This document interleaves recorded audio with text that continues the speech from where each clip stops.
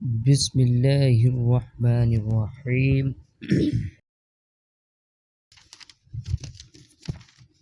الحمد لله الذي أعلى بمنزلة المؤمنين بكريم خطابه ورفع درجة العالمين بمعاني كتابه وخص المستنبطين منهم بمنزلة الإصابة وثوابه.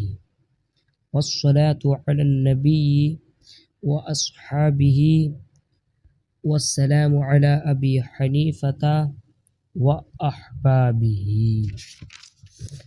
وبعد فإن أصول الفقه.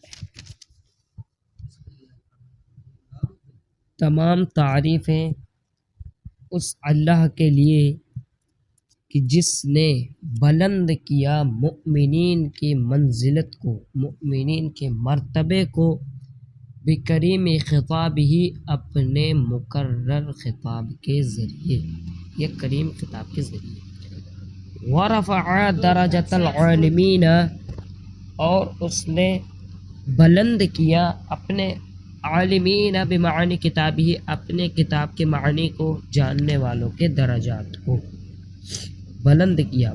وخص المستنبطین منہم بمزید الاشارۃ وثوابہ والصلاۃ علی النبی واصحابہ والسلام علی ابی حنیفۃ واحبابہ. اور اللہ تبارک و تعالی نے خاص کیا مجتہدین کو ان میں سے، یعنی کہ اس کے کتاب کے معنی کو جاننے والوں میں سے، بمزید الاصابۃ، اس زیادہ درستگی کے اور ثواب کے ساتھ، جو ثواب ہی اور ثواب کے ساتھ. والصلاۃ علی النبی، اور درود و سلام ہو نبی کریم صلی اللہ تعالی علیہ وسلم پر، واصحابہ، اور ان کے صحابہ پر، والسلام علی ابی حنیفۃ، اور سلام ہو ابی حنیفہ رحمہ اللہ تعالی علیہ پر، واحبابہ، اور ان کے ساتھیوں پر.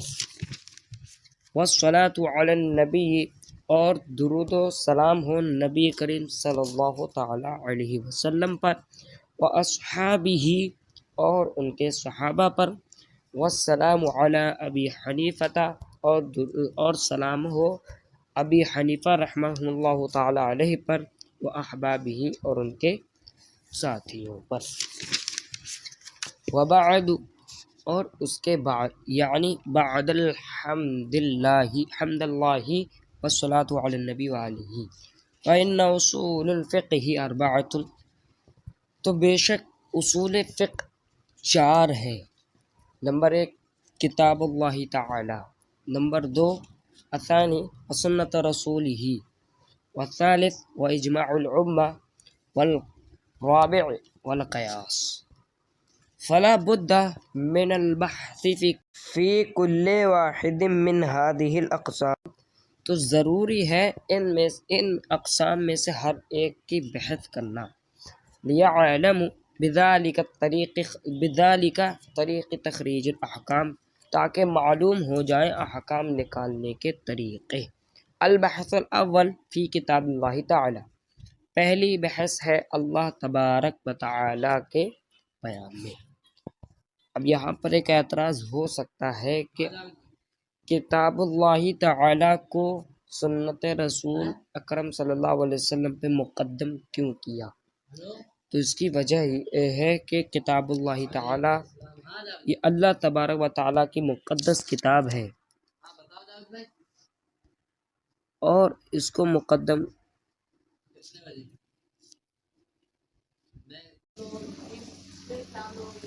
اور مصنف علیہ الرحمہ مصنف کتاب نے دلائل اربع میں سے سب سے پہلے کتاب اللہ کو بیان کیا ہے. اس کی وجہ یہ ہے کہ وجود اور مرتبے میں کتاب اللہ باقی تین پر مقدم ہے، لہذا ذکر میں بھی اس کو مقدم کر دیا گیا ہے.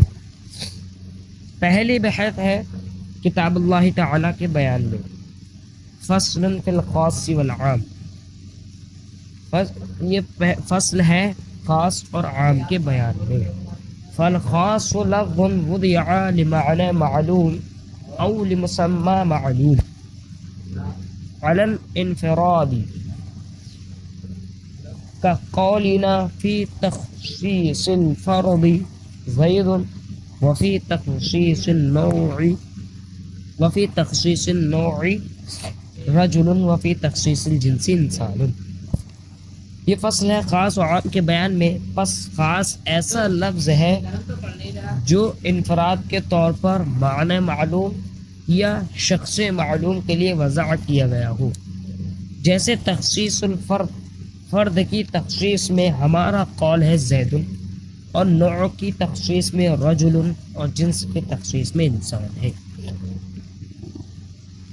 لفظ کی وضع کے اعتبار سے 4 قسمیں ہیں: خاص، عام، مشترک، مؤول۔ ان چاروں کے درمیان دلیل حصر یہ ہے کہ وضع کے اعتبار سے لفظ 2 حال سے خالی نہیں، یا تو ایک معنی پر دلالت کرے گا یا ایک سے زیادہ معنی پر دلالت کرے گا۔ اول ہے تو پھر 2 حال سے خالی نہیں، یا تو وہ معنی افراد سے منفرد ہوگا یا افراد کے درمیان مشترک ہوگا۔ اگر معنی افراد سے منفرد ہے یعنی افراد کی شرکت سے پاک ہے تو وہ خاص ہے، اور اگر افراد کے درمیان مشترک ہے تو وہ عام ہے، اور اگر وہ لفظ ایک سے زائد معنی پر دلالت کرتا ہے تو وہ بھی 2 حال سے خالی نہیں۔ ان میں سے کوئی ایک معنی تعویل کے ذریعے راجح ہوگا یا نہیں۔ اگر اول ہے تو اس کو مؤول کہتے ہیں، اور اگر ثانی ہے تو اس کو مشترک کہتے ہیں۔ والعام كل لفظ ينتظم جمعا من الافراد اما لفظا كقولنا مسلمون ومشركون واما معنى كقولنا من وما۔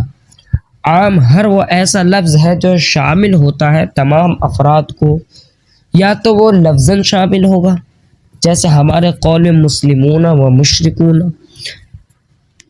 یا وہ معنن ہوگا، معنن شامل ہوگا جیسے ہمارے قول میں من وما۔ وحکم الخاص من الکتاب وجوب العمل به لا محالہ، تو خاص پر عمل کرنا واجب ہے کتاب اللہ تعالی سے، لا محالہ یقینی طور پر۔ تو خاص کا حکم واجب ہے اس پر عمل کرنا کتاب اللہ تعالی سے یقینی طور پر۔ فَإِن قَابَلَهُ خَبَرُ الْوَاحِدِ أَوِ الْقِيَاسُ فَإِنْ أَمْكَنَ الْجَمْعُ بَيْنَهُمَا بِدُونِ تَغْيِيرٍ فِي حُكْمِ الْخَاصِ يُعْمَلُ بِهِمَا وَإِلَّا يَعْمَلُ بِالْكِتَابِ وَيَتْرَكُ مَا يُقَابِلُهُ۔ تو اگر فَإِن قَابَلَهُ، تو اگر اس کے مقابلے میں یعنی کہ کتاب اللہ تعالیٰ کے مقابلے میں خبر الواحد اب القیاس، خبر واحد یا قیاس آ جائے۔ خبر واحد یعنی وہ حدیث کہ جس کو 1-2 راویوں نے روایت کیا ہو اور اس پر اعتماد نہ ہو، اب القیاس یا قیاس۔ فَإِنْ أَمْكَنَ الْجَمْعُ بَيْنَهُمَا، تو اگر ممکن ہو ان دونوں کو جمع کرنا اس صورت پر بدون تغییر فی حکم الخاص، کے خاص کے حکم میں کوئی تبدیلی نہ آئے، یعمل بہما، تو ان دونوں پر عمل کیا جائے گا، وَإِلَّا يُعْمَلُ بِالْكِتَابِ، اور ورنہ کتاب اللہ تعالیٰ پر عمل کیا جائے گا، وَيَتْرَكُ مَا يُقَابَلَهُ، جو اس کے مقابلے میں ہے اس کو ترک کر دیا جائے گا، وَيَتْرَكُ مَا يُقَابَلَهُ، اور ترک کر دیا جائے گا اس کو جو اس کے مقابل میں ہے۔ متن میں لکھا ہے من خبر الواحد والقیاس، یعنی خبر واحد اور قیاس کو۔ مثالہ فی قولہ تعالی، خاص کی مثال اللہ تبارک و تعالی کے قول میں یتربصن بانفسہن ثلاثۃ قروء،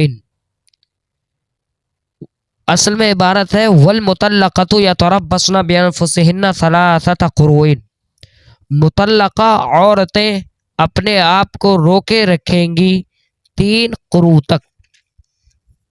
فَإِن لفظۃ الثلاثۃ خاص فی تعریف عدد معلوم، تو لفظ ثلاثہ خاص ہے عدد معلوم کی تعریف میں۔ اب یہاں پر قرو کے لفظ سے اختلاف ہے۔ قرو یہ قرأ کی جمع ہے اور قرو کو محمول کیا جاتا ہے قرأ پر۔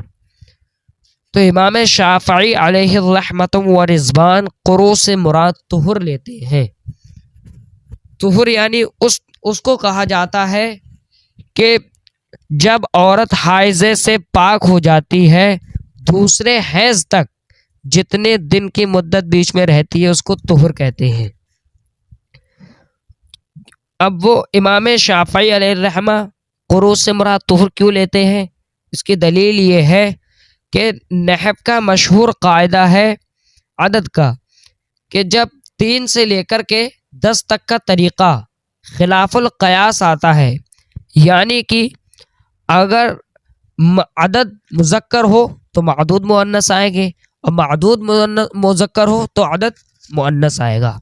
تو لہذا یہاں پر ثلاثہ مؤنث لفظ ہے تو اس کے مقابلے میں جو آئے گا قرو اس سے مراد طہر لیا جائے گا، یعنی طہر مذکر لیا جائے گا۔ اور امام اعظم علیہ الرحمۃ و رضوان قرو سے مراد حیض لیتے ہیں، حیض لیتے ہیں۔ اس کی دلیل یہ ہے کہ لفظ ثلاثہ یہ لفظ خاص ہے اور خاص ہے عدد معلوم کی تعریف میں، یعنی کہ اور رہی بات یہ کہ انہوں نے نحو کے قاعدے پر یعنی احناف نے نحو کے قاعدے پر عمل کیوں نہیں کیا؟ اس کی وجہ یہ ہے کہ جو خلاف القیاس کا قاعدہ ہے یہ صرف لفظاً ہے، لفظاً، حکماً نہیں ہے۔ اور قرآن ابھی ہم نے خاص کی تعریف پڑھی ہے۔ خاص وہ ہر ایسا لفظ ہے کہ جو وضع کیا گیا معنی معلوم یا مسمى معلوم کے لیے، اور خاص کا حکم یہ ہے کہ اس میں عمل کرنا واجب ہے، تو اگر اس کے مقابلے میں خبر واحد قیاس آ جائے تو اس کو ترک کر دیا جائے گا۔ تو لفظ ثلاثہ یہ خاص ہے عدد معلوم کی تعریف میں، تو واجب ہے اس پہ عمل کرنا۔ وَلَوْ حُمِلَ الْأَقْرَى، اور اگر قرو کو ہم محمول کریں گے طہور پر، جیسا کہ امام شافعی علیہ الرحمۃ و رضوان گئے ہیں، یعنی اگر ہم طہور مراد لیں گے قرو سے تو پورے لفظ ثلاثہ پہ عمل نہیں ہوگا، کیونکہ اگر کسی ایک عورت کو حیض آیا 6 دن یا 7 دن، تو 6 دن یا 7 دن مرد اپنی بیوی کو فوراً طلاق تو دے نہیں سکتا، طہور میں دے گا تو رہے اب 1 مہینے کے 6 دن یہ حیض کے نکال دو، بچے 23 دن یہ، اور اس کے آگے کے جو 3 آئیں گے، 3 طہور جو آگے کے آئیں گے لفظ ثلاثہ پہ عمل کرتے ہوئے تو 3.5 سے بھی زیادہ ہو جائیں گے، تو لہذا لفظ ثلاثہ پہ عمل نہیں ہوا۔ اسی لیے امام اعظم علیہ الرحمۃ و رضوان نے لفظ قرو سے مراد حیض لیا ہے، کیونکہ ہمیں خاص پہ عمل کرنا ہے، تو لفظ ثلاثہ پہ ہمارا 3 حیض سے عمل ہو جائے گا۔ فَإِن لَفْظَةُ ثَلَاثَةَ خَاصٌ فِي تعریف عدد معلوم، تو لفظ ثلاثہ خاص ہے عدد معلوم کی تعریف میں، تو اس پہ عمل کرنا واجب ہے۔ وَلَوْ حُمِلَ الْأَقْرَى، اگر قرو کو ہم محمول کر دیں طہور پر، علی الاطہار طہور پر، کما ذهب الیہ الشافعی رحمۃ و رضوان، جیسا کہ امام شافعی علیہ رحمۃ و رضوان گئے ہیں، باعتبار ان الطہور مذکر دون الحیض، کہ وہ اعتبار کرتے ہیں طہور مذکر کا نہ کہ حیض مؤنث کا۔ وقد ورد الکتاب فی الجمیع، جیسا کہ کتاب میں وارد ہوا ہے لفظ جمع کے ساتھ، یعنی قرو لفظ کے جمع کے ساتھ، بلفظ تانیث مؤنث یعنی کہ ثلاثہ لفظ کے جمع کے ساتھ، دل علی انہ جمع المذکر وہو الطہور، تو وہ دلالت کرتا ہے کہ اس میں جمع مذکر یعنی کہ جمع مذکر پر دلالت کرتا ہے، یعنی اور وہ طہور ہے۔ لازم ترک العمل بها الخاص، تو اگر ہم طہور پہ عمل کریں گے تو لازم آئے گا خاص پر عمل کرنا، ترک کرنا لازم آئے گا۔ لأن من حملہ علی الطہور، تو اس لیے کہ اگر ہم اس کو محمول کریں گے طہور پر، لا یجب ثلاثۃ اطہار، تو واجب نہیں ہوگا 3 طہور، بل طہرین، بلکہ 2 طہور واجب ہوں گے، وبعض الثالث، اور تیسرے طہور کا، اور تیسرے کا بعض حصہ، وَهُوَ الَّذِي وَقَعَ فِي الطلاق، وہ حصہ کہ جس میں طلاق واقع ہوئی ہے۔ صلی اللہ علیہ وسلم۔